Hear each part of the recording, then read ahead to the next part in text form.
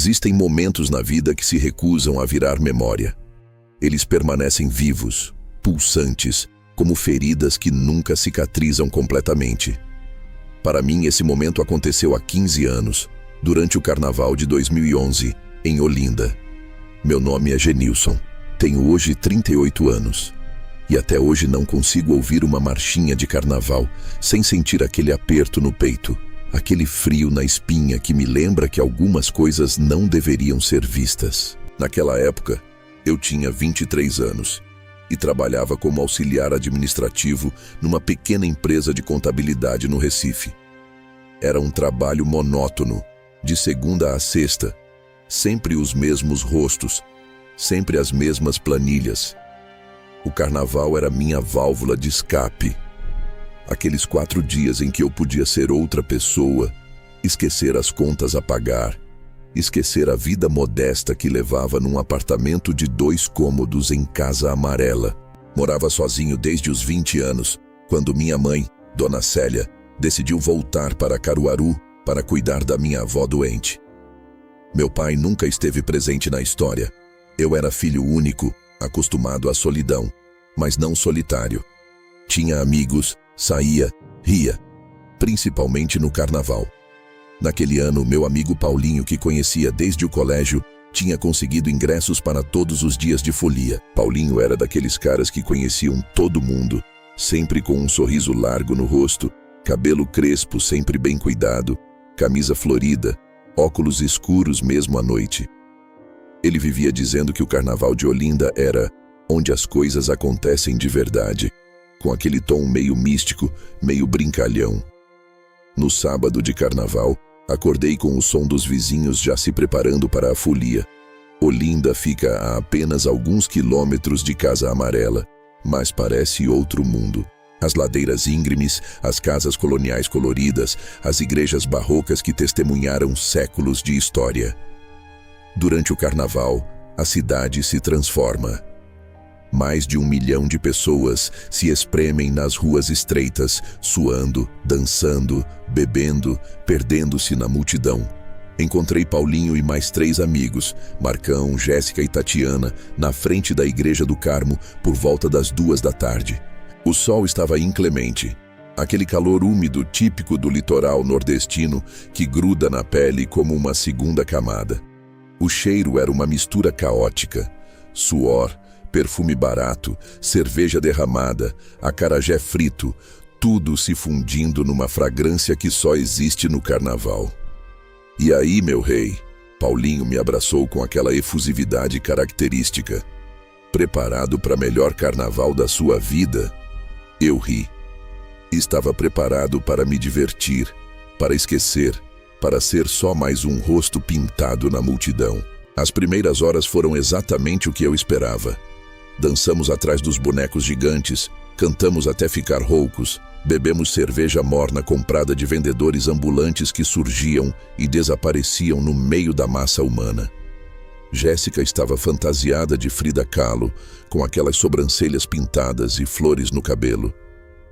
Tatiana usava uma fantasia de sereia improvisada, com lantejoulas que refletiam a luz do sol. Marcão e eu estávamos mais simples, camisetas velhas e shorts, pinturas no rosto feitas por Paulinho, com tintas que já começavam a escorrer. Quando o sol começou a se pôr, algo mudou. Não consigo explicar exatamente o que. Foi sutil, como se a temperatura tivesse caído alguns graus, mesmo com a multidão comprimida. A luz dourada do entardecer deixou as fachadas coloniais com um tom alaranjado quase irreal, e as sombras das ladeiras ficaram mais longas, mais profundas. Vamos subir ali. Paulinho apontou para uma das ruelas menos movimentadas, que serpenteava morro acima. Dizem que lá em cima tem um bloco escondido, só quem sabe vai. Jéssica hesitou. Escondido como, Paulinho? Todo mundo tá na rua principal. Exatamente por isso. Ele piscou. Tradição antiga, bloco dos esquecidos, só toca música antiga, coisa dos anos 30, 40. É tipo uma viagem no tempo. Algo na forma como ele disse esquecidos me incomodou. A palavra ecoou estranhamente, como se tivesse sido pronunciada dentro de uma caverna. Mas o álcool tinha tornado todos nós mais corajosos, mais curiosos, mais estúpidos. Seguimos Paulinho pela ruela estreita. A multidão foi ficando mais esparsa à medida que subíamos. O som dos blocos principais se tornava abafado, distante, como se estivéssemos mergulhando sob água. As casas daquela rua eram mais antigas, mais deterioradas. Algumas tinham janelas cerradas com tábuas, outras mostravam jardins invadidos por mato. A iluminação pública era precária, apenas alguns postes antigos que piscavam intermitentemente, criando um efeito estroboscópico perturbador. "Paulinho, tem certeza que é aqui?" Marcão perguntou, e sua voz soou mais alta do que deveria naquele silêncio. "Confia", Paulinho respondeu, mas pela primeira vez notei uma rachadura em sua confiança habitual. Foi quando ouvimos a música. Era uma marchinha, dessas bem antigas, com aquela qualidade de áudio granulada, como se estivesse sendo tocada num gramofone. A voz do cantor era aguda, quase feminina, e cantava algo sobre dançar até o amanhecer e nunca mais partir.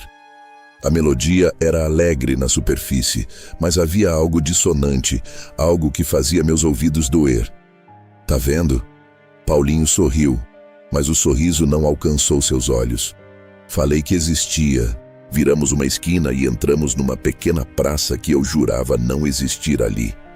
Tinha certeza de conhecer Olinda razoavelmente bem, mas aquele lugar parecia ter brotado do nada. Era um espaço circular cercado por casarões coloniais em avançado estado de deterioração. No centro, um chafariz antigo, seco, coberto de musgo e líquen, e havia pessoas dançando. No início, pareciam foliões normais. Usavam fantasias, máscaras, adereços coloridos. Dançavam em círculo ao redor do chafariz, seguindo o ritmo daquela marchinha que vinha de lugar nenhum. Não havia caixa de som, não havia banda, apenas aquele som que parecia emanar das próprias paredes. "Isso é estranho", Tatiana sussurrou, e sua mão encontrou a minha, gelada apesar do calor. Comecei a perceber os detalhes. As fantasias eram antigas, muito antigas. Não eram reproduções modernas de estilos vintage. Eram roupas de época genuínas, desbotadas, rasgadas em alguns lugares, com aquele cheiro de mofo que exala de coisas guardadas por décadas. As máscaras eram de papelão, pintadas à mão com tintas que escorriam, criando padrões grotescos. Algumas estavam quebradas, revelando pedaços de rosto embaixo. E esses pedaços... Meu coração começou a bater mais rápido. Os pedaços de rosto que via através das máscaras quebradas eram pálidos demais, cinzentos. A pele tinha uma textura errada, esticada sobre os ossos de forma não natural. "A gente devia ir embora", eu disse, mas minha voz saiu fraca, sem convicção. Um dos dançarinos virou a cabeça na nossa direção. Usava uma máscara de Pierrot com um sorriso pintado, mas através dos buracos dos olhos, não via olhos. Apenas escuridão, vazio completo. E então, ele acenou. Um aceno lento, convidativo. "Eles querem que a gente dance", Jéssica disse, e sua voz tinha uma qualidade distante, como se ela estivesse falando em transe. "Não", Marcão segurou seu braço. "A gente vai embora. Agora." Mas quando nos viramos para sair, percebemos que mais dançarinos tinham aparecido, bloqueando a saída da praça. Não os vimos chegar. Simplesmente estavam lá, imóveis, com aquelas máscaras horríveis nos encarando. A música ficou mais alta. A marchinha continuava alegre, mas agora eu conseguia distinguir as palavras com clareza. vem dançar na festa que nunca vai acabar. Deixa tudo para trás, aqui você fica, não volta jamais." Um frio atravessou meu corpo. Não era metáfora. A temperatura literalmente caiu. Podia ver minha própria respiração formando pequenas nuvens de vapor. O que está acontecendo? Tatiana chorava agora, agarrada ao meu braço. Paulinho estava pálido, todas as cores drenadas do seu rosto. Eu só ouvi falar. Não achei que fosse real. O bloco dos esquecidos. Dizem que eram foliões que morreram durante os carnavais antigos. Doenças, acidentes, violência. Mas eles não conseguem partir. Ficam presos, repetindo a mesma festa, para sempre. Isso é loucura, Marcão disse, mas sua voz tremia. Isso não é real. Um dos dançarinos, uma mulher com um vestido de renda amarelado pelo tempo e uma máscara de gato veneziano, começou a se aproximar. Cada passo dela era acompanhado por um som, como ossos rangendo. Ela estendia uma mão descarnada em nossa direção e vi que seus dedos eram longos demais, com unhas que pareciam garras pintadas de vermelho. Dança. Conosco. A voz saía rouca, arrastada, como se há anos não falasse. Corre! Gritei. Corremos. Corremos em direção à única abertura que ainda restava entre os dançarinos. Empurramos, nos esbarramos, tropeçamos. A mão da mulher roçou em meu ombro e a sensação foi de gelo queimando minha pele através da camisa. Saímos da praça, descendo a ladeira aos tropeções. A música nos seguia, ecoando pelas paredes das casas, vinda de todos os lugares e de lugar nenhum. Olhei para trás uma única vez e vi todos eles parados na entrada da praça, silenciosos, observando-nos fugir.